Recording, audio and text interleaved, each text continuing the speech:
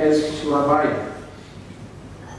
This culture Syederalun, Rektor Universitas Malikul Saleh, menerima 5 mahasiswa internasional yang akan melaksanakan program Joint Cultural Camp Spring di Lok Semawe, Aceh Utara dan Aceh Tengah. Program GCCS adalah kolaborasi Universitas Malikul Saleh dengan Institut Teknologi 10 November Surabaya. Awalnya ada 8 mahasiswa asing yang akan berkunjung ke Unimal, namun karena 3 lagi dalam kondisi kurang sehat maka tidak bisa mengikuti program tersebut.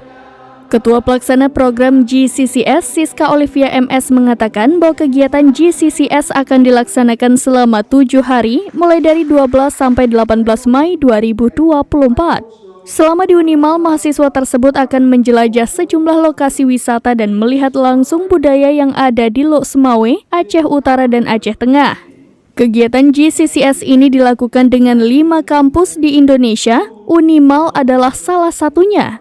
5 mahasiswa internasional yang mengikuti program tersebut ialah Ilaida Polat dari Hanze University of Applied Science Groningen, Belanda, Zehra Toptas dari Hanze Hogeschool Groningen, Belanda, Chen Hui Lim dari University of Brunei Darussalam, Nicolas Hugus Joseph Legault dari IMT Atlantic in Nantes, Prancis, Axel Louis Albert Gill dari EPITA, Prancis, dan Luca Gerd Joseph dari INSA Strasbourg, Prancis. Mereka didampingi oleh 2 mahasiswa Institut Teknologi 10 Maret, yaitu Arya Satya Bagus Ardianto dan Hilmi Septian Nursyeka. Mahasiswa tersebut terbagi dalam beberapa prodi, yaitu program studi teknik informatika, teknik robotik, teknik arsitektur, teknik kimia, dan teknik mesin. Selama di Universitas Malikul Saleh, mahasiswa internasional akan belajar short course di prodi masing-masing dan akan diasuh oleh dosen bidang studi.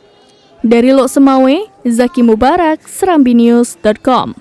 Download Tribun X sekarang, menghadirkan lokal menjadi Indonesia.